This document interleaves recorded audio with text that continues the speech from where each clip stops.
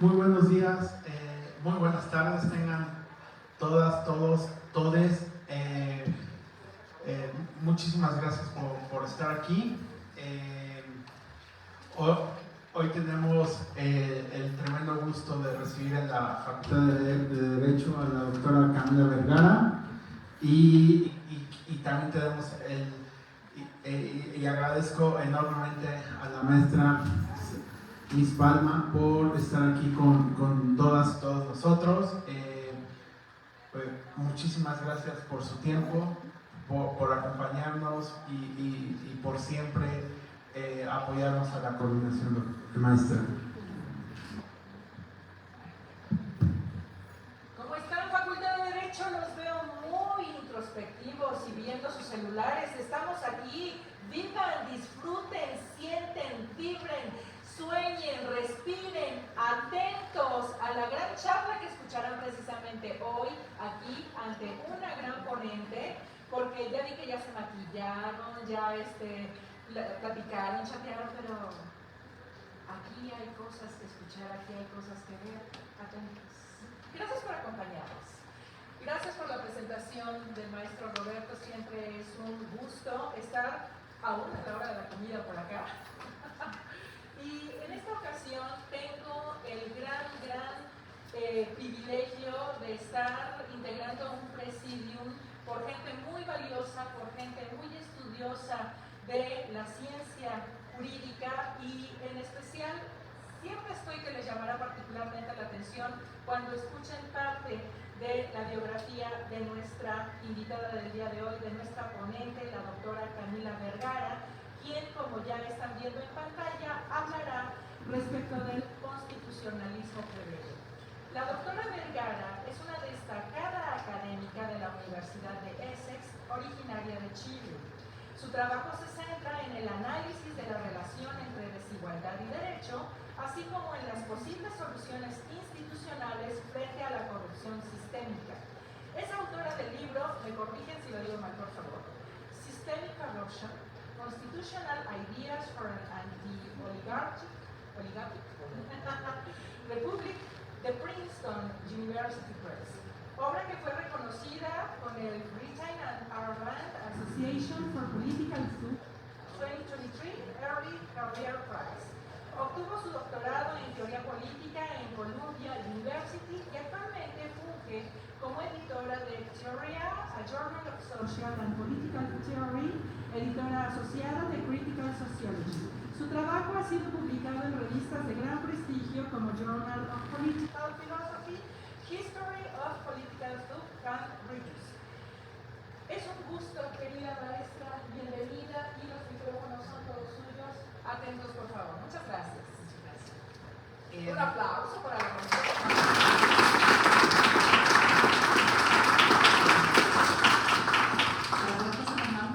¿Podría ver yo esa lámina?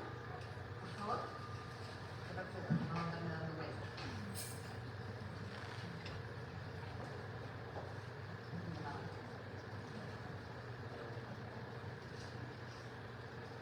Muchas gracias. Bueno, parte de mi trabajo, muchas gracias por estar acá, por escucharme esta tarde y escuchar parte de mi trabajo en el constitucionalismo plebeyo. El constitucionalismo democrático, el que le llamamos el constitucionalismo liberal, ha sido básicamente deficiente en proteger los derechos de las clases trabajadoras y básicamente de la mayoría de la población. Tenemos derechos que son formales, tenemos instituciones como es el Congreso, como son las distintas instituciones elegidas, en que estas instituciones han trabajado más para beneficiar a los ricos y poderosos que a la población en general. Y el derecho y el constitucionalismo ha básicamente conservado este tipo de orden, al que yo le llamo un orden oligárquico, un orden en que los elegidos son parte de una casta de líderes que básicamente están en la misma grupo social que las élites gobernantes y las oligarquías de las corporaciones, y ha sido muy difícil para las personas comunes y corrientes de tener poder dentro de este régimen, de este orden constitucional. Entonces yo cuestiono el orden constitucional desde el punto de vista plebeyo, desde abajo, ¿ya? Entonces critico desde la materialidad, desde la experiencia vivida de las comunidades y de la falta de poder real que tienen las personas comunes y corrientes de fiscalizar a sus representantes, de mandatar, de dictar leyes, de dictar regulaciones que se necesitan y frenar el poder oligárquico que muchas veces viene a dañar a los pueblos en su totalidad. Entonces esto es lo que yo le he llamado constitucionalismo plebeyo, un constitucionalismo desde abajo, pensado desde los que no gobiernan, desde las clases más vulnerables. ¿Okay? Entonces primero nosotros hemos llamado a nuestro constitucionalismo un constitucionalismo democrático. Nosotros estamos hablando del orden constitucional democrático y esto es algo que ha sido expandido en la mayoría de los países del mundo. Básicamente casi la totalidad de los países del mundo son reconocidos como democracias constitucionales. ¿Ya? Y obviamente la mayoría de los países del mundo, el pueblo en sí mismo no tiene mucho poder. ¿Ya? Y entonces es algo que no es solamente en México o en Latinoamérica, sino que es en todas las democracias del mundo. Entonces cuando hablamos de democracia, ¿de qué hablamos? Democracia viene obviamente del griego, democratía, de demos, que significaba pueblo, ¿ya? Y aquí el pueblo no significa la totalidad de los ciudadanos, sino que las clases bajas, en el fondo, las clases que no eran aristócratas, los no nobles del sistema, ¿ya? Y kratos, que significa básicamente el poder, el control o el gobierno, ¿ya? Entonces estamos hablando que la democracia es el poder del pueblo, el pueblo entendido como las clases bajas o la clase trabajadora o los que no son aristócratas, los que no gobiernan, ¿ya? Y si nosotros medimos nuestro constitucionalismo democrático bajo este parámetro, que la democracia es el poder del pueblo, el único poder, entre comillas poder, que tenemos es el de elegir a otros para que gobiernen. Y ese claramente no es mucho poder, sino que simplemente delegar el poder nuestro a otros, ¿ya? Entonces, es demasiado deficiente como constitucionalismo democrático. Entonces, hoy día, y aquí hice unas ilustraciones que para que usted un poco le haga sentido, parte de mi trabajo ha sido mapear las constituciones democráticas o populares del mundo en la historia, desde la Roma, desde la antigua Grecia o la Roma antigua, para poder visualizar dónde está el poder, dónde está en términos de las clases altas o las clases bajas, dónde opera el poder. Entonces aquí represento la Constitución como un círculo en que arriba está básicamente el 10% más rico de la población y vemos que en general los poderes legislativo, judicial y ejecutivo se mueven ese poder en las capas altas, ¿ya? Y que la mayoría de los ciudadanos, que son estos puntos naranjos que están así atomizados, son básicamente los ciudadanos que eligen vía voto popular a los representantes que ejercen el poder en estas instituciones que nosotros hemos llamado democráticas, que son representativas, ¿ya? Y aquí dentro de la parte alta de este círculo está básicamente el poder de veto entre distintas instituciones, la separación de poderes, ¿no es cierto? Tenemos el poder judicial con sus propias atribuciones, las autonomías, esto es un gráfico simplificado, y aquí los pueblos votan por representantes para que ellos gobiernen, los representantes, no el pueblo, ¿no? Es por proxy, nosotros simplemente elegimos, autorizamos a nuestras élites a gobernarnos. Y eso tenemos que entender que es distinto al poder político. O sea, elegir a otros no significa poder, y eso es algo que nosotros hemos fusionado. Para nosotros la democracia, la definición básica de la democracia son elecciones libres, ¿no es cierto? Pero básicamente las elecciones es un método de selección, simplemente. Y si vemos el método de selección a lo largo de la historia, la elección, que es la elección de aquellos que son mejores que nosotros, que distinguimos por su conocimiento, por su desplante, por su retórica, ¿ya? Por su autoridad, esa elección distingue a algunos que son mejores que otros para que gobiernen. Entonces, claramente, ese tipo de método no es un método democrático en el que todos somos iguales, porque hay algunos que son mejores que otros, sino que es un método que ya hemos llamado elitista. Es un método que ha sido ocupado por las repúblicas elitistas a lo largo de la historia para elegir a las élites gobernantes. Y el método que se usó en la antigua Grecia durante la democracia era la lotería. y eran los grupos de trabajo. No había liderazgo, sino que había grupos de trabajo en que básicamente los ciudadanos ponían su nombre en una máquina y esa máquina sacaba números al azar o nombres al azar y esas personas podían ir y ejercer el poder en rotación y en turnos. ¿Ya? Ese era el mecanismo de selección de las personas que iban a ejercer el poder, era la lotería y no la elección. Sin embargo, en nuestra democracia moderna, nosotros hemos integrado el método de la elección como parte central, fundamental, definitoria de nuestros regímenes democráticos. Yo quiero venir a cuestionar ese método y poder complementarlo con métodos desde abajo para realmente darle, otorgar el poder al pueblo. Y en la democracia representativa, el buen gobierno está basado básicamente en la virtud, ¿ya? La virtud republicana o la buena fe, en el fondo, de electos representantes a quienes nosotros elegimos por 4, 5, 6 años, periodos, con básicamente un cheque en blanco. Entonces, usted lo elegimos y gobierne como le parezca, básicamente. Y hay rendición de cuentas, pero realmente no hay un poder de fiscalización real desde el pueblo a sus gobernantes. ¿Ya? Entonces, aquí vemos que al principio de la democracia moderna, al principio del siglo XX, cuando se otorga el sufragio universal, nace esta idea de la democracia como socialdemocracia, como una democracia que tiene estado de bienestar, en que las personas tienen un poder más activo y básicamente son las economías europeas, las democracias europeas que tienen esta democracia social. ¿Ya? Y yo defino la democracia social como una democracia, un régimen en que el 90% de la población, o sea, el 90% menos rico de la población, por lo menos es dueño del 50% de la riqueza que es producida por todos nosotros, básicamente, la riqueza nacional, digamos el PIB, ¿ya? El Producto Interno Bruto.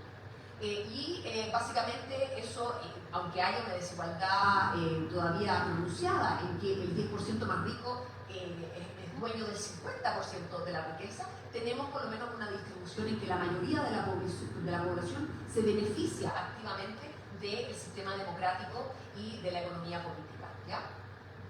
Sin embargo, estos regímenes de socialdemocracia han derivado, y muchos de ellos fueron diseñados como democracias liberales.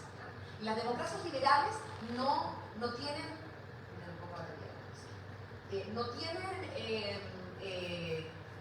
un mandato en el fondo de distribuir la riqueza ni de extender el aparato social del Estado, ¿ya? Sino que simplemente los derechos son materializados o actualizados dependiendo del nivel de dinero que uno tiene, del poder adquisitivo, ¿ya? Y aquí la democracia liberal por excelencia es la democracia de Estados Unidos, en que básicamente nunca ha habido estado de bienestar y la desigualdad es mucho mayor que en las democracias sociales como las democracias nórdicas, por ejemplo. ¿Ya? Y en la democracia liberal, una buena democracia liberal, el 90% de la población es dueña del 25% de la riqueza, no el 50%, sino que el 25%. Y eso aún es considerado aceptable, ¿ya? Dentro de la desigualdad. Es brutal, pero todavía es considerado aceptable. Sin embargo, estas democracias liberales desde los años 70, en que empieza el establecimiento y la imposición de reformas neoliberales. Primero en Chile, con el golpe de Estado de 1973, los Chicago Boys, con el golpe de Estado promulgado y apoyado por la CIA en Estados Unidos, y con toda una plataforma para constreñir el Estado, para vender los activos del Estado, para sacar todos los programas sociales. Esas reformas de austeridad neoliberales empiezan a proliferar en el mundo, empiezan a ser impuestas bajo el régimen del Banco Mundial y del Fondo Monetario Internacional en la mayoría de las democracias, primero en América Latina y luego en el Medio Oriente y en el resto del mundo. Y hoy día, desde los 90 en adelante, la mayoría de las democracias del mundo han adquirido y han implementado estas reformas neoliberales que lo que hacen es aumentar la desigualdad, ya que achican el Estado y básicamente no promueven la redistribución de la riqueza que es necesaria dentro de una república democrática, ¿ya? Porque cuando uno tiene riqueza es mucho más fácil obtener más riqueza. O sea, si, por ejemplo, una persona tiene mucho dinero y va al banco a pedir un crédito, el crédito que se le va a dar a esa persona tiene un interés mucho que el interés que se le va a aplicar a una persona que no tiene dinero. Entonces, si uno tiene mucho dinero, el retorno por la inversión de ese dinero es mucho mayor. Entonces, entre más pobre es uno, menos dinero tiene uno. Entre más dinero tiene, más acumula. Entonces, el régimen del Estado del Derecho y cómo las reglas del juego han sido trazadas ayuda a reproducir la desigualdad económica en las democracias. Entonces, cuando se aplican las reformas neoliberales, inmediatamente estas democracias liberales, en que ya el 90% de la población solamente tenía acceso al 25% de la riqueza, eso incluso se disminuye, ¿ya? Y hoy día tenemos a nivel regional, pero a nivel mundial también, que el 90% de las personas de un país es dueña de menos del 20% de la riqueza y en algunos lugares del 1%, del 2%. O sea, estamos hablando que el 10% más rico realmente adquiere más del 80% de la riqueza. Por ejemplo, en Sudáfrica, en Brasil, en Chile también se da estas proporciones realmente obscenas de desigualdad, ¿ya? Entonces, hoy día, la mayoría de las democracias del mundo son democracias oligárquicas.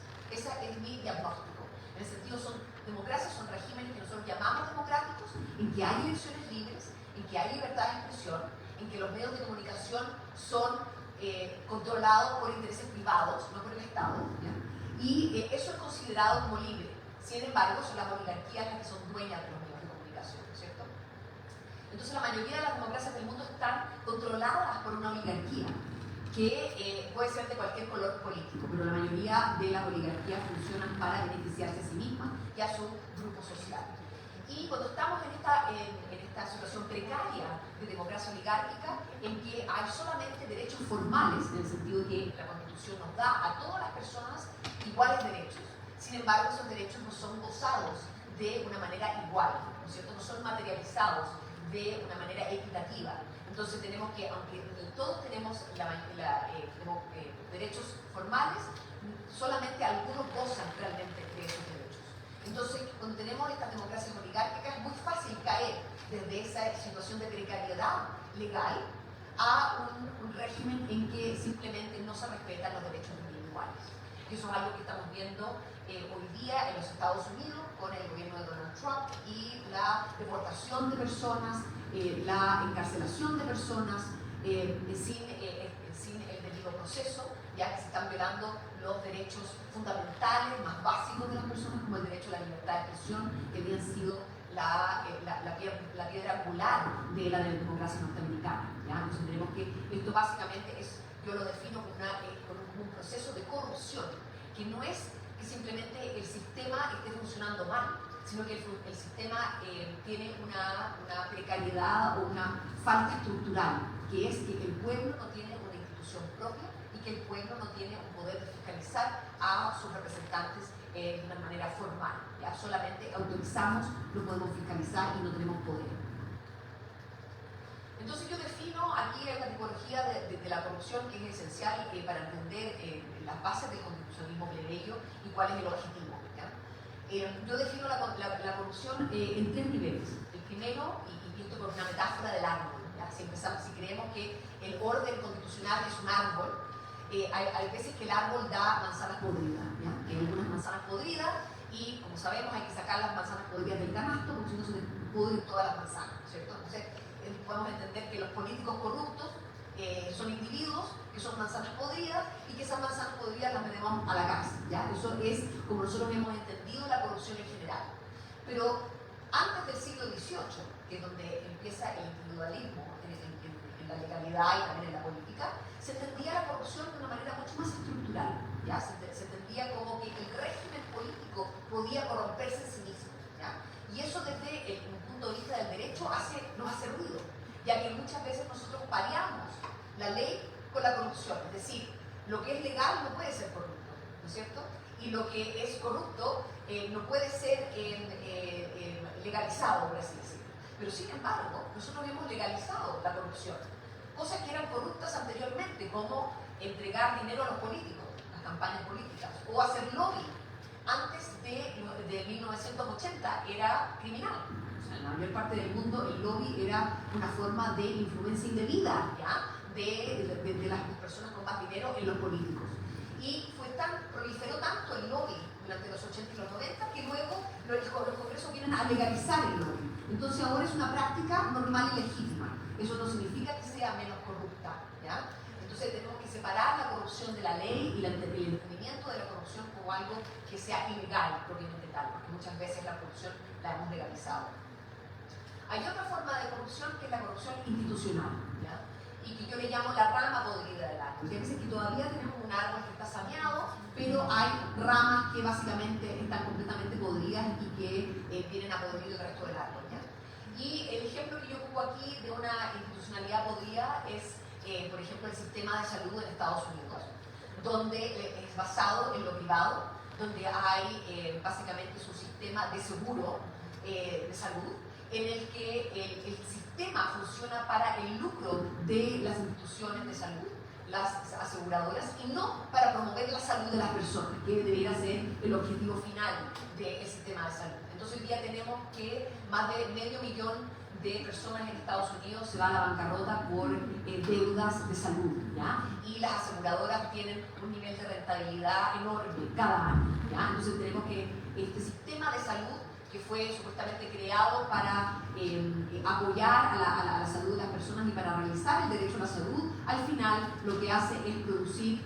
retorno para las aseguradoras y no realmente servir a la población. Entonces tenemos que se ha distorsionado el objetivo de esa institución, entonces podemos entender de que la institucionalidad de salud está completamente corrupta como sistema, ¿ya? Entonces no son personas, no son médicos, no son algunas aseguradoras, sino que es el sistema entero que está corrupto. Y por último, es el concepto que yo traigo y acuño, que es la corrupción sistémica, que ya entendemos que el árbol completo es un árbol que está constantemente dando manzanas podridas y las ramas se empiezan a podrir, significa que el árbol entero está podrido, que hay algo que está fundamentalmente corrupto dentro de ese sistema, ¿ya?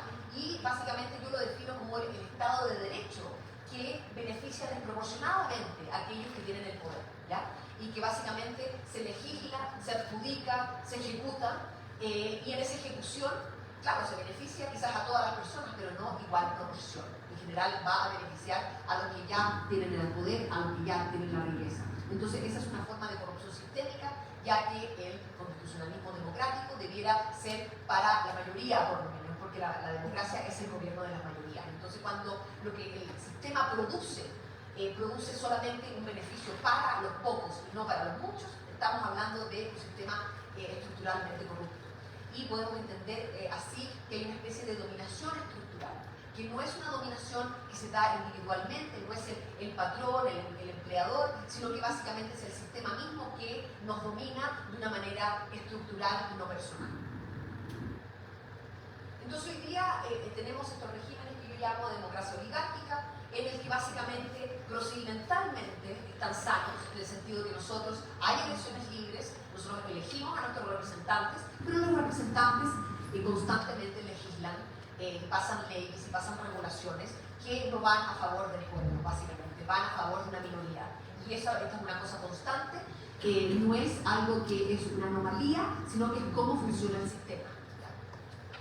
Y este Estado más allá es un Estado que se ha transformado en un Estado extractivista, en el sentido que es un Estado que promueve y protege la reproducción de la desigualdad, protege los contratos privados, más allá que el bien común, y que básicamente utiliza a las policías para reprimir al movimiento social que viene a protestar en contra de las leyes injustas, y se ocupan los poderes públicos y los recursos públicos para básicamente proteger los contratos que van a dominar a la mayoría y que van también a destruir la naturaleza. Es un extractivismo que extrae de las personas del trabajo y que básicamente sube los impuestos a los trabajadores o a las personas comunes y corrientes, o decide no subirle los impuestos a los ricos. ¿Ya? Hay un problema ahí de que todos estamos de acuerdo que una reforma impositiva es necesaria para cambiar la matriz de poder en nuestras sociedades. Sin embargo, nadie se atreve a hacer esa reforma. Y lo único que hace el Estado es recaudar a través de, por ejemplo, el impuesto a las ventas, que es básicamente un impuesto a la pobreza, ¿ya? Que lo pagamos todos y, por ejemplo, en Chile tenemos un 19% de impuesto a las ventas, y el Estado obtiene sus recursos en su mayoría de este impuesto, que básicamente pagan en una mayor proporción las personas que consumen más los recursos básicos. y los impuestos a los mercados de capitales y a las transacciones financieras son muy bajos. Entonces esos impuestos que son para las personas que tienen más recursos son muy bajos y para las personas que no tienen recursos son muy altos. Entonces es un Estado que extrae de la población más precaria y extrae de la naturaleza para obtener un retorno para las capas más altas de la sociedad. Y esto pasa en la mayoría de las democracias del mundo. Entonces hoy día el diagnóstico que yo pongo es que estamos en una corrupción sistémica a todo nivel, en una crisis en el fondo de nuestros órdenes constitucionales, y que esta corrupción sistémica se define como una tendencia estructural a la oligarquización del poder, al control, al monopolio del poder en pocas manos, en el fondo. Y que este control de la corrupción que existe básicamente se hace a través de poderes del Estado y organismos, entre comillas, autónomos. Entonces el Estado es juez y parte. El Estado es parte de esta reducción de la corrupción y se fiscaliza a sí mismo, ¿ya? El pueblo no tiene un rol activo en fiscalizar a los gobernantes, que es lo que debiera hacer. Entonces, hoy día tenemos, y aquí hay una simplificación de lo que es el sistema de democracia representativa. Nosotros tenemos el Poder Ejecutivo, que puede ser la presidencia, la gobernación, la alcaldía, el Poder Ejecutivo. Luego tenemos el Poder Judicial, que tenemos los tribunales de justicia, las cortes constitucionales, ¿no es cierto? Y luego el legislativo, que es Congreso, Parlamento, que hacen las leyes, ¿no es cierto? Y tenemos los organismos autónomos como Contraloría, Defensoría y otras instituciones que básicamente se llaman autónomas, pero son elegidas, y en el fondo las personas que ejercen ese poder son elegidas por el Ejecutivo con veto del Congreso, pero básicamente son los que tienen el poder, los que eligen a las personas que van a liderar esos organismos autónomos y por ende están ya viciados, ¿ya? O limitados en su acción, ¿ya?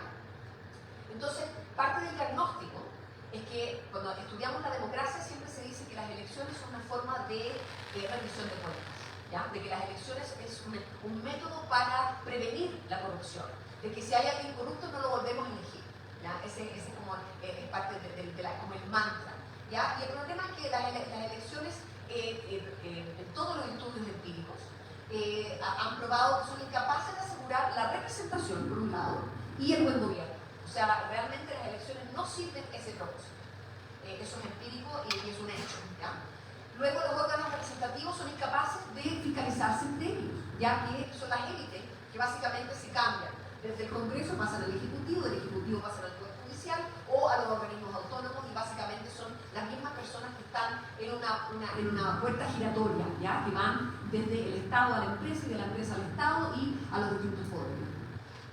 Y luego que la ley en sí misma, incluso la ley que puede ser plebeya, una ley laboral, por ejemplo, que va a proteger a los trabajadores, es incapaz de controlar la corrupción. O sea, realmente las personas que tienen el poder y que lo ejercen y que dominan a las masas, en el fondo, tienen los recursos para saltarse las leyes, ¿ya?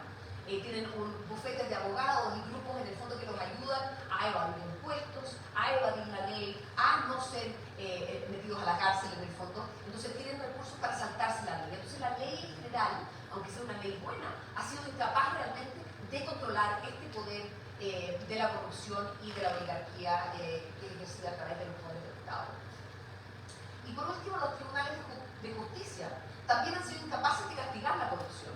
Por un lado, porque es muy difícil perseguirla hoy día por los paraísos fiscales y en el fondo el problema de traquear en el fondo los dineros y los beneficios. Es muy difícil realmente a ciencia cierta decir que alguien recibió dinero y dio el favor, entonces por ende tiene que ir a la cárcel. En general es muy difícil hacer un caso de corrupción, entonces hay muchos más corruptos fuera de la cárcel que adentro de la cárcel, ¿no? Entonces esa forma de controlar la corrupción a través de las cortes es muy ineficiente y por eso mismo ha sido muy difícil disuadir la corrupción.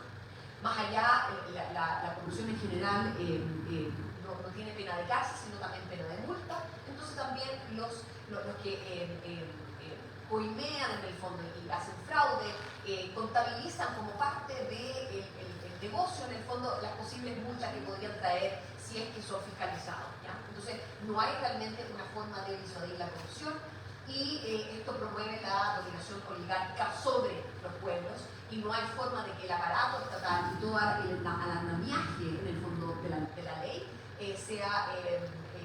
nos ayuda a protegernos de la corrupción. Es muy difícil. Entonces, yo promuevo la solución a este problema como un nuevo constitucionalismo plebeyo. Y el constitucionalismo plebeyo no quiere llegar y borrar lo que ya tenemos, el orden jurídico y político que ya tenemos, sino que actúa de una manera como mosaico, en el sentido de que ya tenemos estos aparatos y estas distintas piezas del constitucionalismo liberal, y lo que hacemos es incluir un nuevo poder popular, una nueva infraestructura, nuevos espacios con nuevos poderes que vienen desde abajo y ayudan a los ciudadanos comunes y corrientes de a pie a ser ciudadanos y sujetos políticos activos, más allá que meros consumidores de política, porque hoy día realmente somos consumidores de política. Nosotros pertenecemos a un partido político, votamos por un partido político y nos ponemos la camiseta como nos ponemos la camiseta del club de fútbol, ¿ya? O sea, hay un tema ahí de que nosotros adherimos a uno y a otro, pero no ejercemos nuestro pensamiento crítico y es muy difícil realmente ser autónomo. Lo que yo promuevo es que las personas puedan tener espacios institucionales donde puedan deliberar y tomar decisiones en colectivo y crear mandatos populares que puedan ser, en el fondo, llevados al gobierno y que el gobierno tenga que cumplir esos mandatos y que esos mandatos sean un límite al poder oligárquico que se ejerce desde el poder institucional. Y el poder popular, podemos entenderlo como una especie de cuarto poder.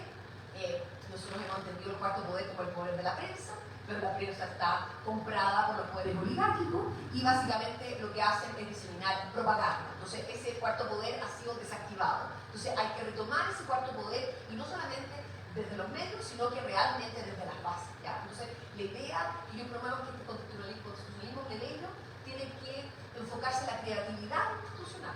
Una creatividad institucional que está basada en el poder real, material del pueblo y no simplemente en replicar las instituciones que tenemos desde el fondo y proliferar de instituciones autónomas que simplemente vienen, que no van a cambiar, a transformar el sistema, ¿ya?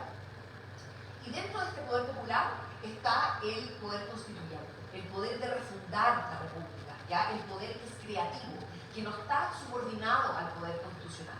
Como abogados también saben que básicamente los abogados vienen a decodificar y a adjudicar dentro de un sistema que ya está escrito, que ya está constituido, ¿no es cierto? Nosotros no podemos simplemente dar opiniones o reformar cosas que no existen. Nosotros nos tenemos que regir por lo que está escrito, ¿ya?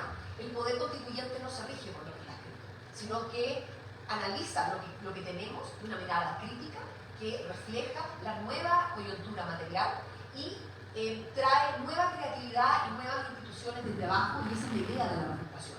La refundación no es simplemente hacer una nueva constitución 2.0, que básicamente es lo mismo con un poco de maquillaje, sino que realmente cambiar la matriz del poder, ¿ya? Que sea realmente una constitución distinta y no una replicación, una mejora del constitucionalismo liberal. Entonces la idea del constitucionalismo plebeyo es que tenemos este aparataje legal representativo, y ya lo tenemos, que no tenemos que gastar nuestro capital político en derrumbarlo, sino que ya lo tenemos operativo, y que tenemos que sumarle una nueva infraestructura donde los pueblos en sus territorios, desde sus territorios y de manera descentralizada, puedan fiscalizar y mandatar a sus representantes, ¿ya? Y este es como el desafío del constitucionalismo plebeyo. Entonces aquí yo propongo tres formas de ver, tres instituciones en el fondo que este constitucionalismo plebeyo necesita, ¿ya? Y esto no es una receta que se tiene que en el fondo establecer de esta manera, sino que es un esquema que pueda ser adaptado, ¿ya? El primero es entender que el pueblo y las personas comunes y corrientes necesitan ejercer el poder donde viven, donde residen, en los territorios. Que la idea del poder nacional es demasiado lejos para la gente y que por ende tenemos que entender que el poder plebeyo es un poder descentralizado, que es un poder que tiene que ser ejercido en una red, ¿ya? Entonces la idea es que las personas comunes y corrientes tengan un espacio en sus comunas donde puedan reunirse, asambleas territoriales, donde pueda deliberarse y tomar decisiones colectivas referente a distintos temas, ¿ya? Y que las decisiones que se toman a nivel local puedan agregarse hasta llegar a una masa crítica, y uno puede decir la mayoría de estas asambleas territoriales está de acuerdo en que, por ejemplo, el derecho al agua es un derecho fundamental, por ejemplo, y que se tiene que nacionalizar el agua. Esto es un mandato, no necesitamos mucho más detalle, sino que es algo que tiene que ser una directiva, ¿ya? Y eso podría llevarse y obligar al gobierno de turno a constitucionalizar el derecho al agua y a nacionalizar el agua y hacerla a desmercantilizar el agua, ¿ya? O sea, podría ser una vía en que darle la mano en el fondo al poder oligárquico a través de estas redes. Entonces tenemos redes municipales de asamblea, que luego se hacen redes regionales de asambleas o distritales, y llegamos a la red nacional de asambleas, que es básicamente la agregación de las asambleas territoriales a nivel local, ¿ya? Entonces la idea es que el pueblo, todas las personas, no importa dónde vivan, tengan un espacio donde ejercer ese poder. Y aquí, de los distintos poderes que podemos darle a estas asambleas, podemos dar la iniciativa legal, iniciativa de veto, por ejemplo, a una política pública. Tenemos, por ejemplo, que alguna política pública que es no popular, ¿ya? Digamos que algo que la gente se opone, por ejemplo, que vayan a poner una actividad minera dentro de tu territorio que va a contaminar las aguas, por ejemplo, y las personas hoy día comunes y corrientes no tienen ninguna avenida para oponerse a eso. Pueden ir a la corte y decir, bueno, se va a violar el derecho a vivir en un ambiente libre de contaminación, pero eso es en el futuro.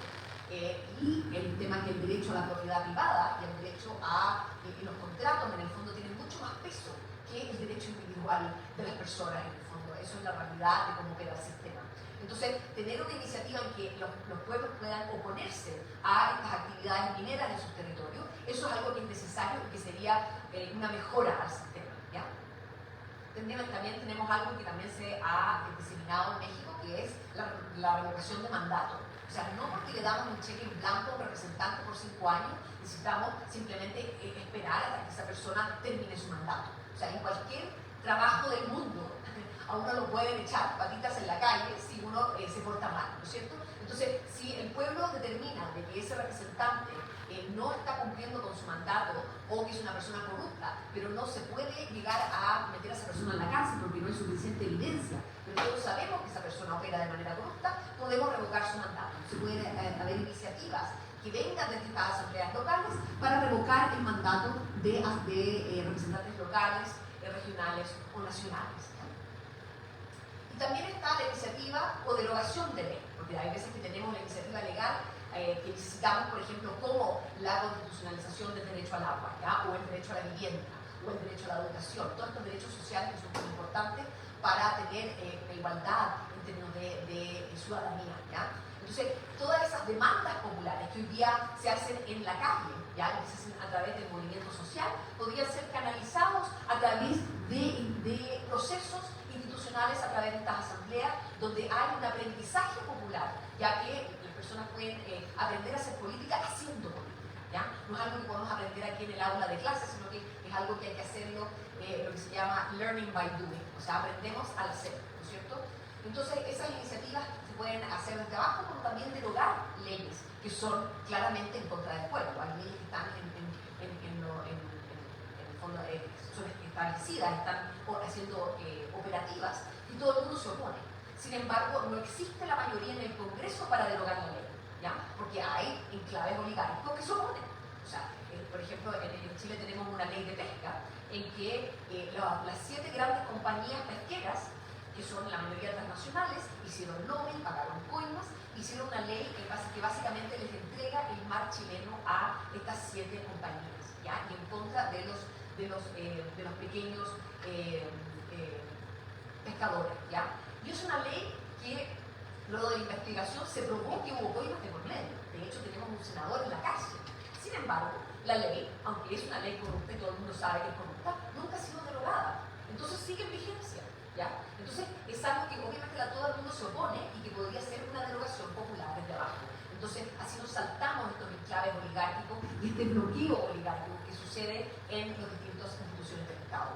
Y por último, tenemos la reformación constitucional, la idea de que nuestras reglas básicas a veces necesitan un update, necesitan una reforma sacando cosas o incluyendo cosas, ¿ya? Y también de básicamente criticar el orden y tener una mayor inclusión de las personas en este derecho básico. Entonces también podría tener estas asambleas, tener el poder de reforma constitucional o incluso del inicio de un proceso constituyente. La idea de que entendemos de que esta constitución ya no da más, de que en el fondo no porque la reformemos un poco aquí y un poco allá va a cambiar, se va a transformar en cualquier cosa en el fondo. Entonces lo que necesitamos es realmente borrón y cuenta nueva, ¿ya? Y eso la gente podría demandar un proceso constituyente. Entonces no tenemos que esperar a que haya un presidente carismático, como fue en Venezuela, Bolivia o Ecuador, que diga, ok, si ustedes me eligen, yo inicio el proceso constituyente. No tenemos que esperar eso, sino que podría ser un proceso constituyente iniciado desde las bases. La segunda institución que tiene que tener este constitucionalismo plebeyo es una defensoría de los pueblos, una institución autónoma que sea realmente autónoma del poder oligárquico, pero sea dependiente de los pueblos, ¿ya? Entonces aquí la idea es hacer una institución que sea capaz de fiscalizar que los mandatos populares que se deciden en estas asambleas sean realmente establecidos y se cumplan, porque muchas de las veces se aprueban leyes, se aprueban derechos que luego nunca son materializados. No hay operacionalización de esos derechos y quedan simplemente en los libros, ¿ya? O hay veces que hay leyes que son buenas, pero que son materializadas de manera desigual, ¿ya? De que en el fondo se aplica de manera discriminatoria, ¿ya? Entonces tiene que haber un poder fiscalizador popular para ver de que esa ley sea establecida y materializada de manera equitativa, ¿ya? Luego necesitamos una institución también de que inicie investigaciones de casos de corrupción política y que no sean casos que vayan a la corte por penal, en el fondo, de que vaya a ser, es mucho más difícil en el fondo llegar a poner a alguien en la cárcel por corrupción, sino que nos podamos deshacer de estos representantes corruptos, que todo el mundo sabe que son corruptos, de una manera por secretaría, por así decirlo, ¿ya?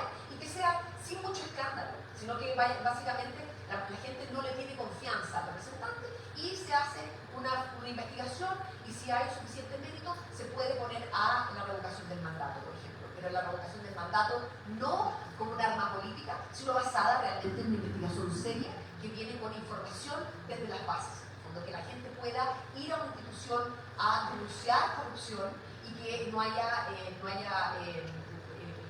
una medida punitiva en contra de las personas que fueron a denunciar, ya que tiene que ser una institución básicamente autónoma en ese sentido y que no vaya a vulnerar los derechos de las personas.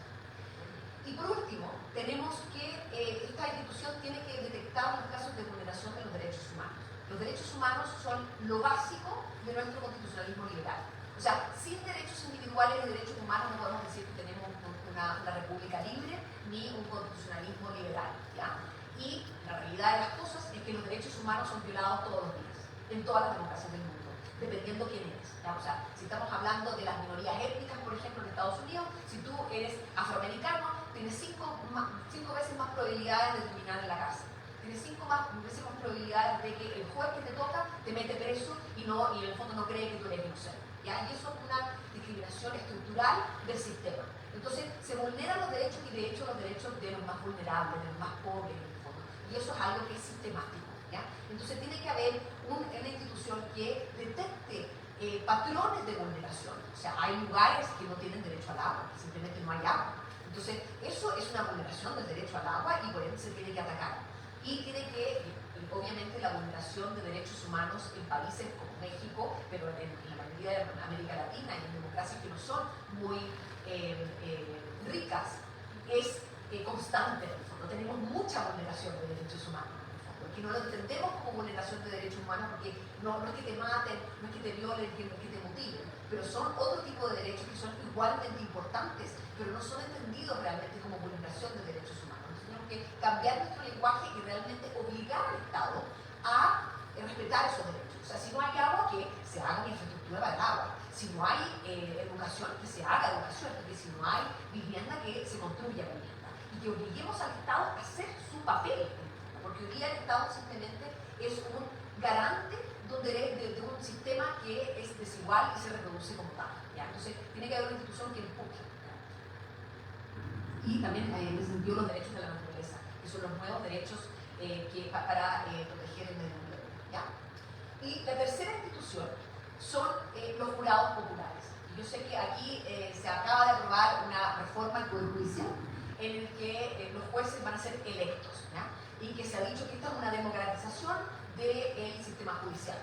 Yo me opongo a esa visión, ya que las elecciones, como dije antes, son un método elitista de poder, estamos eligiendo a los mejores jueces, y en ese sentido, aquí en la realidad mexicana, donde el sistema judicial ha sido cooptado por la oligarquía, las elecciones son una forma de incluir a actores populares dentro del sistema judicial. Entonces, en ese sentido, al corto plazo es una buena solución de corto plazo, pero es una solución media técnica, en el sentido de que se va a incorporar nuevas voces y nuevas personas que puedan traer en el fondo más justicia popular al sistema judicial.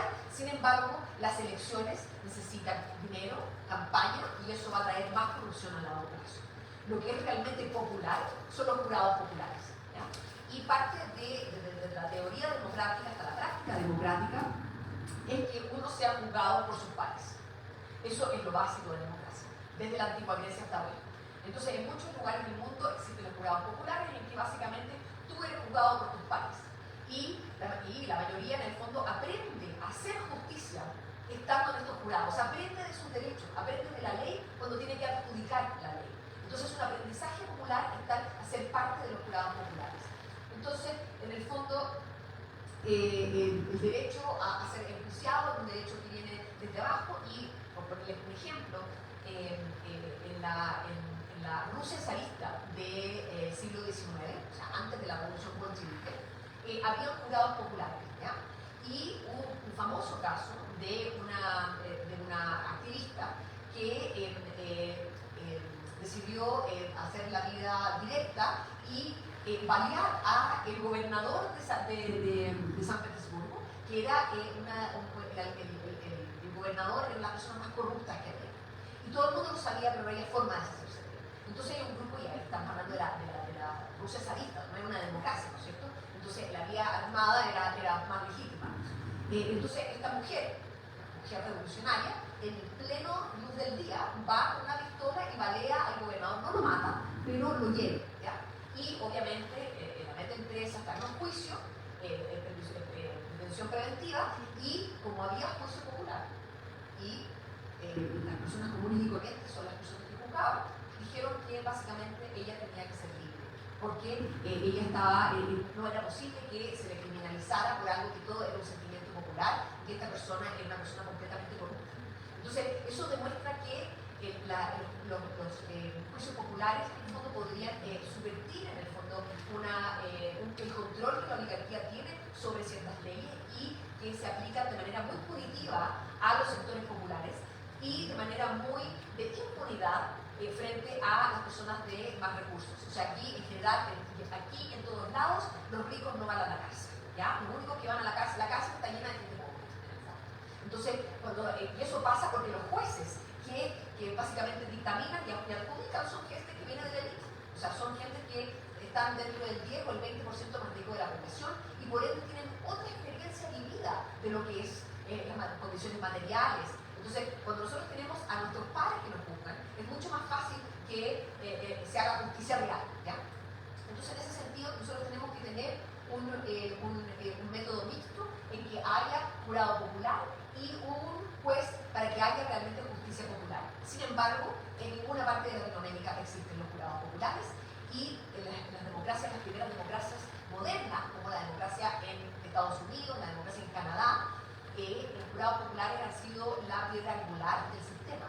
Sin embargo, luego de más de 100 años de existencia de estos jurados populares, hoy día el 95% de los casos no va a juicio, sino que hay pactos antes del juicio y no hay jurados populares. O sea, el 90% de los casos no se decide por juicio popular, aunque esa es la regla que debiera aplicarse, ¿ya? Entonces, hay una subversión de este juicio popular desde cómo funciona el sistema sistema de adjudicación.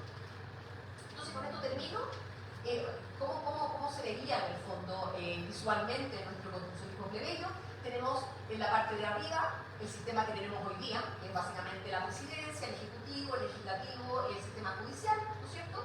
Y a eso le agregamos una organización del poder que antes estaba atomizado. En vez de ser individuos que elegimos a otros, nosotros nos organizamos a nivel local, tenemos nuestros espacios donde podemos decidir, podemos redactar mandatos, podemos agregar estos mandatos y imponerlos al poder representativo. Tenemos los jurados populares y tenemos esta defensoría de los pueblos o unas distintas instituciones autónomas que dependan del pueblo común y corriente y que pueden ser elegidos por sorteo.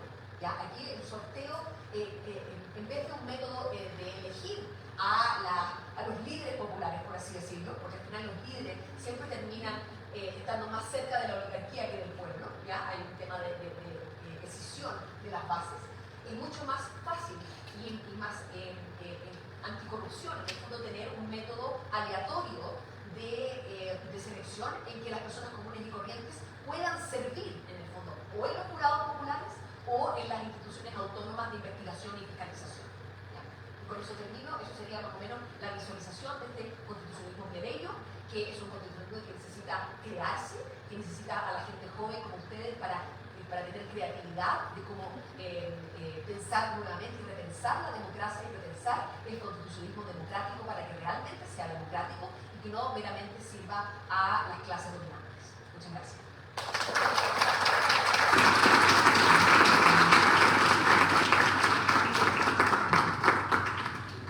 Me aprecio de haber escuchado las reflexiones no solamente tan altas, sino profundas de la doctora Vergara.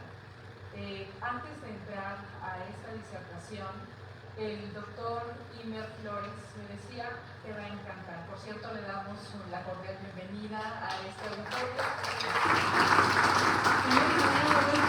Seguramente en algunos años ustedes estarán allá y conozcan logrando porque él seguramente les va a dar el acceso a lo que serán sus estudios de especialización, maestría y doctorado.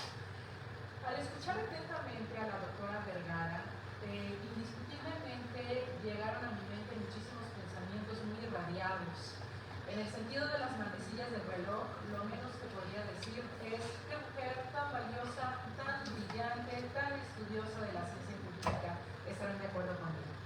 En segunda instancia, el sentirme muy contenta, y esto lo menciono no solamente a título personal, sino también en nombre de nuestra señora directora, la doctora Sonia Venegas Álvarez, de tenerla en este evento. Y el pensamiento siguiente fue, ¿y por qué no hicimos este conversatorio, este evento, en otro horario en que pudieran haber más de ustedes concientizándose de este, pero genial proyecto de la doctora? Como sea, hay manera de solucionarlo para que en otra ocasión la comprometemos una vez, la invitemos a disertar con todos ustedes, porque es fundamental la temática que estamos abordando. Cuando la doctora mencionaba la importancia de esta elección popular, precisamente a través de los ciudadanos de a pie, como laboralista, como equilibradora de los factores de la producción, como crítica al sistema pensé, tal vez porque el ciudadano de a pie está más ocupado en no morirse de hambre que propiamente en este tema de elección popular. Y para muestra un botón. Precisamente hoy, en la mañana, escuchamos en las noticias que cuando se hizo una encuesta a la ciudadanía, al ciudadano de a pie, de si sabía qué era lo que tenía que hacer el próximo 1 de junio, el 12% supo y el resto no tenía la menor idea.